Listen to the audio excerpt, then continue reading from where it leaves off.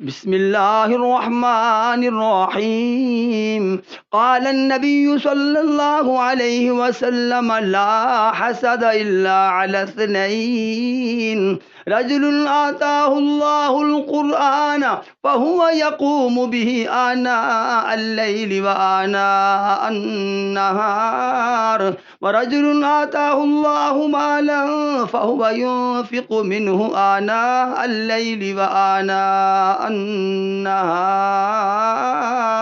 او كما قال النبی صلی اللہ علیہ وسلم۔ سرور کائنات علیہ الصلوۃ والسلام نے فرمایا کہ اے مسلمانوں، دنیا میں تمہیں ہر دوسرے سے مقابلہ کرنے کی طبیعت ہے، تمہارا یہ مزاج ہے، تمہاری یہ نفسیات ہیں، تو پھر سنو، اگر مقابلہ کرنا ہی ہے تو دو اشخاص سے، دو طرح کے لوگوں سے سبقت لے جانے کی کوشش کیجئے۔ ایک وہ شخص جسے اللہ رب العالمین نے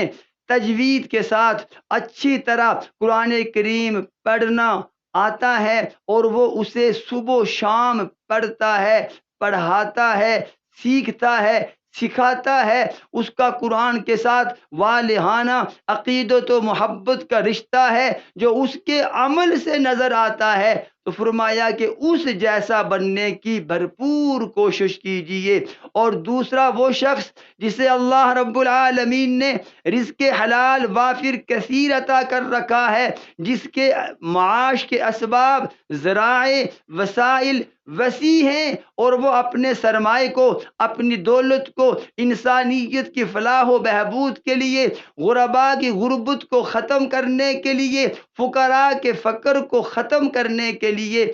پیسہ خرچ کرتا ہے، اللہ کی راہ میں لٹاتا ہے، فرمایا کہ اس جیسا بننے کی تمنا کیا کرو، کوشش کیا کرو، غبطہ کیا کرو ایسے شخص کے ساتھ کہ اللہ تو نے فلاں کو قرآن کی دولت سے نوازا، اسے بھی مزید قرآن سے تعلق عطا فرما، اور مجھے بھی اس جیسا بننے کی توفیق عطا فرما۔ اس شخص سے غبطہ کیجئے کہ اللہ جیسے تو نے فلاں کو رزق دیا اور وہ تیری راہ میں خرچ کرتا ہے، مولا تو مجھے بھی دے، میں بھی اس کی طرح